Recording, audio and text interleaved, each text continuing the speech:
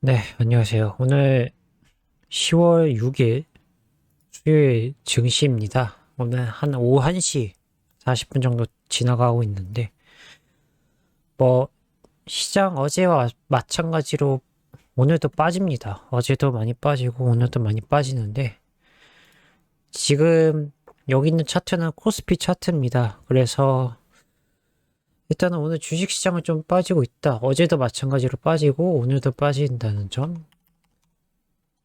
코스닥도 역시 특히 많이 빠집니다. 특히 아무래도 반대 매매가 좀 많이 나올 것 같아요. 뭐 쉽게 말해서 요 시점에 물린 사람들 혹은 여기서 추매를 했거나 다시 산 사람들은 아마 마진콜이 걸리겠죠. 특히 어 볼까요? 뭐 코스피는 그나마 마진콜이 덜 나올 것 같긴 하지만 여선과 여선 세 단계 선에서 보면은 각각 그 3200, 3200, 3300 이렇게 왔다 갔다 하는 이 박스권 구간에서의 미수금이라든지 뭐 신용을 써서 매수하신 분들은 버틸 수는 있을 거예요. 자금을 꾸준히 넣으면서 버틸 수 있지만은 시장이 전체적으로 다 붕괴를 해버린 상황입니다. 이미 이 지지선은 뚫어버렸기 때문에 지금 나오는 지지선은 결국은 이 2차 지지선인데 한 3,900에 950 정도? 요 선인데 요 선도 무너졌어요. 3월 2일 날쯤이었는데 이 선은 무너졌기 때문에 아마 마진 그 반대 매매가 많이 나오겠죠. 특히 코스닥은 더 심할 것 같아요.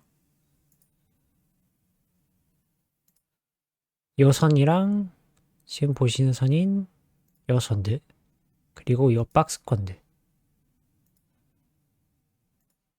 총 이렇게 다섯 단계가 있긴 하지만 890선까지 빠질 수도 있겠죠. 근데 뭐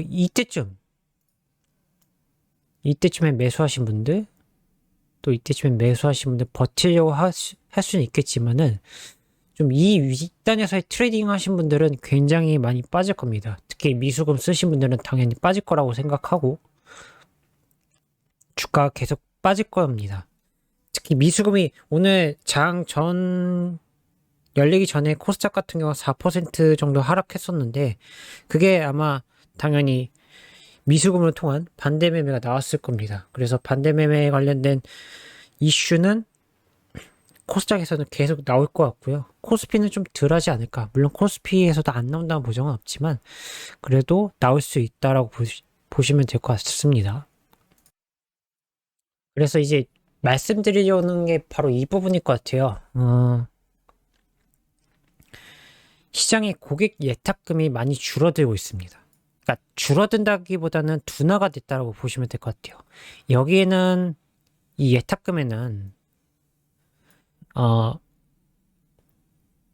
우리가 은행에서 대출 받아서 여기다 넣을 수도 있고요. 기존에 뭐 자기가 근로소득으로 얻은 것들이라든지 뭐 재산으로 통해서 얻어온 것들이나 뭐 코인을 통해서 얻은 다른 외에서 얻어온 자금들을 여기다 넣으면 고객 예탁금에는 쌓이겠죠. 근데 문제는 고객 예탁금이 둔화되고 있어요. 둔화되는 흐름을 보시려면은 이 부분을 보시는 게 좋겠네요.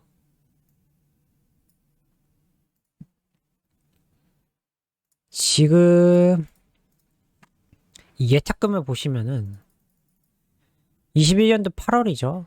기준으로 지금 8월까지 나와 있긴 한데 이 아래로 데이터를 쭉 내려보면은 60조에서 지금 70조 그 박스권 향 추이입니다. 그러다 보니까 예탁금이 지금 빨간색으로 돼 있는데 내려오고 다시 올라오고 내려오고 올라오고 내려오고 다시 또 올라오는 장세요. 물론 이렇게 빠지는 구간들은 아마 IPO 때문에 그럴 거예요. 기업 그 공개하는 이제 상장하려고 하는 기업들 뭐 3월 같은 경우는 SK 바이오 사이언스라든지 그리고 이제 이 7월과 8월에는 아마 카카오뱅크와 크래프톤 같은 대학급 회사들이 나오다 보니까 이 9월도 그랬고 9월에 몰렸었죠 또. 그러다 보니까는 이쪽에 대한 예탁금이 좀 빠졌다가 다시 올라오는 그 환원돼서 다시 들어오는 금액인데 이후에 IPO가 뭐 큰 기업들 뭐 HH이솔루스라든지 원중 같은 기업들 YM텍이라든지 이런 기업들은 있었긴 하지만은 이후에 예탁금이 추가적으로 계속 들어오는 모습은 보이진 않아요. 즉, 이 70조 상단에서 60조까지 박스권이라는 거죠. 증가하지 못하고 있다는 거죠. 그래서 쭉 내려보면은 데이터를 한번 다시 보죠.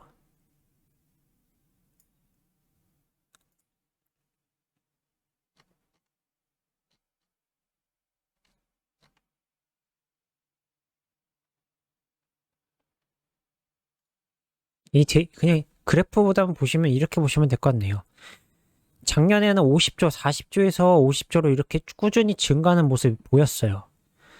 예탁금만 보시면 될 것 같아요. 그래서 60조 들어오고 작년 하반기 4분기부터 올해 1월 초에는 엄청나게 몰려들었죠. 막 반도체 슈퍼사이클, 애플카 이슈, 비메모리 뭐 이런 부분들이 굉장히 호재성으로 나오고 또 기저효과도 있다 보니까 굉장히 70조 넘게 자산이 몰려들었죠. 특히 이달을 보시면 될 것 같네요. 11월. 이렇게 몰려드니 자금은 꾸준히 증가를 하고 있지만은 이후에 이제 올 상반기 지나서 하반기부터는 둔화되고 있죠. 특히 그리고 오늘 이런 장세들 지금 이런 장세에서 보면은 가장 눈여겨봐야 할 부분이 이 예탁 증가금, 회전율, 미수금. 여기 보시면 미수금, 신용융자, 담보대출 이 부분을 보셔야 될 것 같아요. 증가를 해왔긴 했지만 좀 이제 둔화될 것 같아요. 신용융자도 그렇고. 왜 그러냐면은 지금 현재 시중은행들 제1금융권, 2, 3금융권이랑 얼마 전에 금융감독원에서도 이제 이 증권사 대출에 대한 부분도 규제를 하겠다라고 얘기를 했기 때문에 증권사들도 이제 대출을 이제 슬슬 못 해줄 겁니다. 그리고 미수금도 쓸 수도 없을 뿐더러 줄어들 거겠죠. 그리고 반대 매매가 계속 나오겠죠. 가장 큰 조건 같은 경우는 오늘같이 시장이 어제와 지난주랑 어제 같은 경우 계속 빠지고 있는 상황에서 시장이 이렇게 빠지면 빠질수록 미수금도 이제 토해내는 게 나오겠죠. 여기 지금 이렇게 쌓여있는 이 미수금이 나오면은 시장에 굉장히 충격을 줄 겁니다. 특히 미수나 신용융자 비율이 높은 뭐 코스닥이 만약에 높다고 하면 이 부분에 있어서 시장의 충격은 그만큼 빠지는 하락폭도 굉장히 높겠죠. 이런 부분이 앞으로 이 미수금, 신용융자, 담보대출이 굉장히 문제가 될 거다. 그렇게 되면 시장을 계속 압박을 할 수도 있기 때문에 시장을 보시면은 지금 막 빠지고 있죠. 어제 보면 지금 오늘 날짜 기준인데 10월 1일이죠.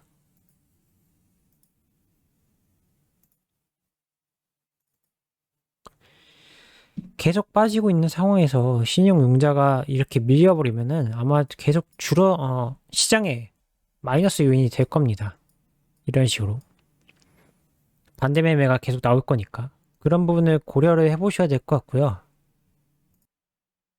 그리고 이제 자금 증시 추이입니다. 그래서 뭐 지금 아직 오늘은 끝나지 않았기 때문에 일단은 지켜봐야 될 것 같고요. 외국인과 기관은 계속 팔아주고 있죠. 그리고 특히 기관 중에서 눈에 띄게 많이 파는 건 연기금.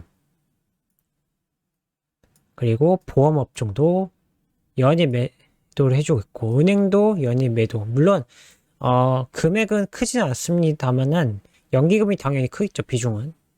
그리고 보험도 상당히 좀, 100억 단위로 계속 매도를 하고 있기 때문에 이 부분이 굉장히 중요할 것 같고, 기간이 좀 줄여줘야지 종목도 빠지는 게 개수가 적을 텐데, 오늘 여기 아래 보시면은 거래소도 상당히 많이 빠지고 있거든요.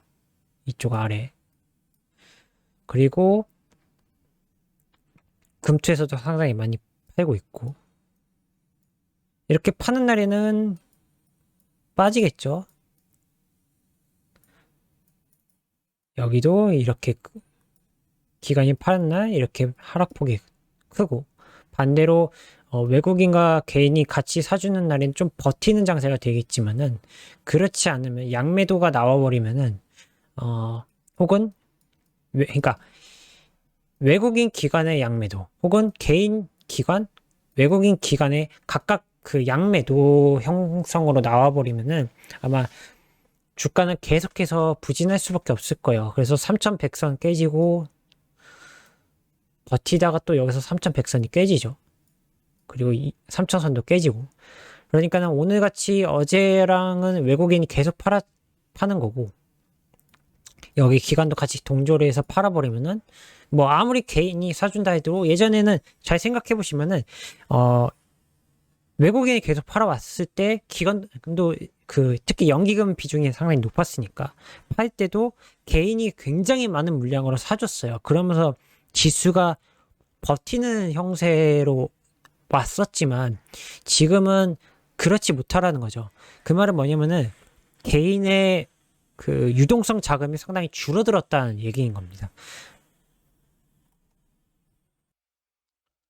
이런 장세가 계속 지속이 돼버리면은 조금은 좋았겠지만 요즘에는 개인의 유동성이 상당히 줄어들고 있죠. 특히 대표적으로 잘 알 수 있는 게 시중은행의 대출을 조여버리고 있고, 금리 인상도 하고, 국내 금리 인상과,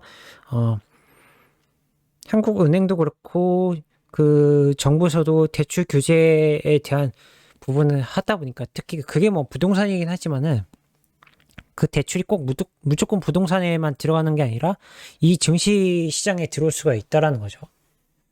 그런 부분과 이제 또 미수금도 이제 슬슬 제한을 해버리고 증권사에서 대출도 제한을 해버리면은 유동성이 지금 6, 70조 되는 그 개인의 예탁금이 아마 줄어들 수도 있을 거예요. 그래서 예전만큼은 상당히 올라오지 못하고 있죠. 한번 볼까요?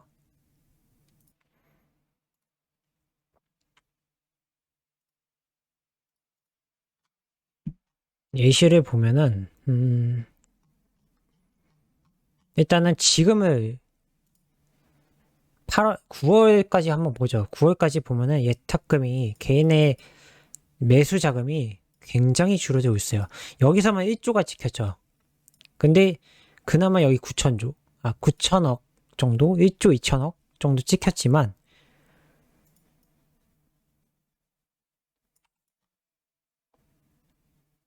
이후에 계속 내려다 보면은 개인 중심으로 보자고요.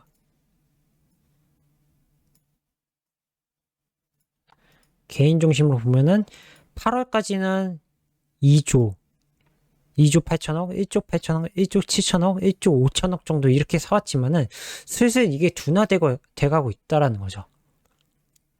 둔화가 돼가고 있는 상황에서 빠지는 날 보면은 사주고 있긴 하지만 이제 이 사주는 양이 슬슬 지쳐가고 있다는 거죠.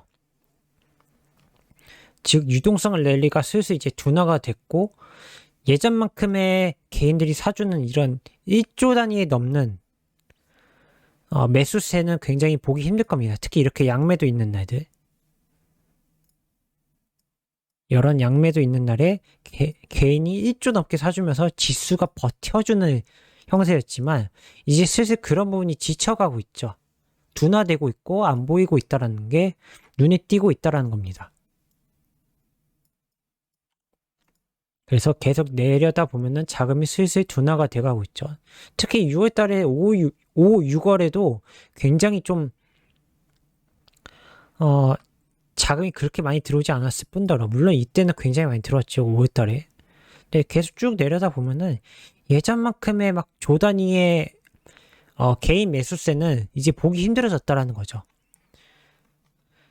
이게 아까 전에 보여드렸던 내용과 어느 정도의 부합하는 모습이 보이고 있고, 그러니까 결론으로 말씀드리면 이슈는 딱 두 개예요. 대출, 금리 인상으로 인해서 개인의 유동성이 점점 둔화될 거고, 만약에 이 유동성이 빠져나가면은 이제 예전만큼의 개인이 사주면은 양매도로 나오는 외국인과 기관의 그 매수를 다 물량을 받아주던 그 시절은 이제 보기 힘들 수도 있다라는 거죠. 그런 부분을 염두에 두시고 특히 이런 박스권 장세에서 어떻게 대응할지에 대한 생각을 한번 해보셔야 될 것 같고, 만약에 개인이 그 정도의 물량을 못 받아낸다고 하면은 예전에 우리가 19년도 이전에 그 과거의 박스권 장세에서 트레이딩하는 그 시나리오로 가겠죠. 그런 시절로 돌아갈 수 있기 때문에 이런 부분 한번 염두에 두고 올 10월과 이번 주와 다음 주, 다다음 주가 상당히 고비일 겁니다. 부채한도 협상과 또 최근에 중국에 대한 이슈들이 계속 나오고 있고, 또 금리, 채권 금리랑 그다음에 인플레이션 관련된 것들, 이런 것들이 굉장히 문제가 될 거고, 또 오펙에서도 원유 감산을 안 하기 때문에 원유 감산을 하기로 했죠. 감산을 안 한다는 게 아니라 감산하면서 유가가 더 많이 뛰고 있으니까 인플레이션에 대한 우려감이 굉장히 늘 겁니다. 그래서 추가적으로 경기 지표들을 한번 확인해 보셔야 될 것 같고, 그런 것들을 확인해 보시면서 가져가셔야 될 것 같고요. 보시면 오늘도 역시 어제와 별반 다를 게 없이 많이 빠지고 있죠. 코스닥도 거의 다 파란색으로, 그만큼 빠지는 종목들이 많아졌다. 그래서 이런 장세에서는 말씀드리지만은 저렇게 시퍼렇게 질려있고 파란비가 내리는 상황에서는 자금을 현금화 시켜서 시장을 좀 관망하는 장세로 바라보시고, 이미 물린 종목들은 추매를 할 수 있는 단계를 한번 노려보시는 게 좋겠죠. 다만 제가 말씀드린 네 가지 해당 요건들, 뭐 예를 들어 그 대표적인 네 가지가 모멘텀 성장, 이익, 펀더멘탈인데, 여기서 네 개에서 한 두 개나 세 개 이상 훼손이 돼버리면은 과감하게 손절하는 게 낫고요. 두 개 이상은 좀 모멘텀이 살아있고 두 개는 회복할 수 있거나 턴어라운드 할 수 있다고 한다면 그 부분을 잘 파악해서 매수를 하고 매도를 추매를 하는 게 좋고, 아니다 싶으면은 말씀드린 것처럼 현금화 시켜서 관망하는 자세로 보면서 계속 그 내가 관심 종목에 넣었던 종목들을 업데이트하고 모니터링하는 게 중요하겠죠. 그렇게 보시면 될 것 같고요. 뭐 지금 이제 원달러, 원래 보통 이렇게 하락장에서는 달러 레버리지 사라고 해요. 근데 인버스는 그렇게 추천을 드리진 않고, 왜냐면 박스권 장세에서 인버스 사라고 하지 않거든요. 뭐 글로벌 금융위기가 확실히 왔을 때 그럴 때는 인버스 사라고 권유를 하지만은 그렇지 않기 때문에 언제든지 반등해버리면 또 다시 확 튀어버릴 수 있기 때문에 인버스 트레이딩보다는 그냥 현금화 하는 게 낫고, 이렇게 하락하는 장세에서 달러는 항상 오르거든요. 지금 1190원인데 이럴 때는 달러 레버리지 사두는 게 좋겠죠. 근데 이미 너무 많이 올랐기 때문에 저는 달러 레버리지 추천보다는 현금화를 추천한다.